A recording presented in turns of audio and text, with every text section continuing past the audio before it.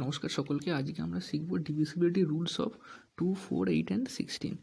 খুবই সোজা। দুইয়ের ক্ষেত্রে আমাদেরকে মাথায় রাখতে হবে যে ইউনিট ডিজিট আছে না, লাস্টের যে ডিজিটটা, এটা যেন 2 দিয়ে ডিভিসিবল হয়। এক্ষেত্রে 2 আছে তাই 2 দিয়ে ডিভিসিবল হবে, তাহলে পুরো সংখ্যাটাই 2 দিয়ে ডিভিসিবল হবে। এক্ষেত্রে যদি 0 থাকতো, আমরা জানি যে কোনো সংখ্যা দিয়ে 0কে ডিভাইড করা যায়, তাহলে সেই সংখ্যাটাও 2 দিয়ে ডিভিসিবল হতো। এরপরে আসছি 4-এর ক্ষেত্রে। তো 2-এর স্কোয়ার মানে হলো 4, 2-এর স্কোয়ার মানে 4 মানে পাওয়ার 2। তো সেই ক্ষেত্রে দুটো লাস্টের যে দুটো ডিজিট আছে না, 52কে আমরা যদি 4 দিয়ে ডিভাইড করি, 4 তেরো 52, তাহলে 52 ডিভাইড হলো, সেই ক্ষেত্রে পুরো সংখ্যাটাই 4 দিয়ে ডিভিসিবল হবে। লাস্টে যদি দুটো 0 থাকতো, সেই ক্ষেত্রেও 4 দিয়ে ডিভিসিবল হতো। তারপরে আমরা চলে আসছি 8-এ। 2-এর কিউব মানে 2⁻³ ইকুয়াল টু 8।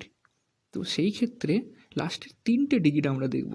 5, 4, 4 ডিভিসিবল বাই 8। হ্যাঁ, 8, 8 6 8 48, হ্যাঁ 8 8 64, ঠিক আছে। তাহলে ডিভিসিবল হয়ে গেল, লাস্টে 3টে ডিজিট ডিভিসিবল হলো, তার মানে পুরো সংখ্যাটাই 8 দিয়ে ডিভিসিবল হবে। লাস্টে 3টে 0 থাকলেও সেই ক্ষেত্রে ডিভিসিবল হতো 8 দিয়ে।